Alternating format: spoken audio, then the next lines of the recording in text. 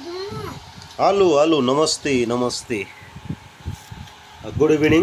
आज विशेष त यो असार 15 आज खासमा चाहिँ दही चिउरा खाने दिन हो, तर पनि हामी चाहिँ हाम्रो भान्सामा अलिक फरक चिजहरू चाहिँ पाकेको छ। आज यो भान्सामा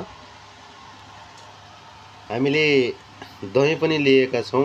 यो दही हो भने आफ्नो दही राखेका छौँ गिलासमा। अनि यो परिकारहरूमा चाहिँ विभिन्न परिकारहरू छ। यो चाहिँ कुखुराको मासु, अनि यो अन्डा, अनि दाल अरू छन् भने, अनि यो चाहिँ एउटा विशेष त यही धानकै भात हो। जुन चाहिँ हामी असार 15 मा धानको लागि चाहिँ विशेष दही चिउरा खाइन्छ। यहाँ चाहिँ यो टामा, यसले चाहिँ हाम्रो गाउँघरको भाषामा टवाको भनिन्छ। यो टवाको तरकारी। अनि यहाँ चाहिँ अचार छ, अनि यो दाल छ, दाल सुक्दै छ। अब हामी विशेष त यो सानो परिवारमा यो भोजन खाँदैछौँ।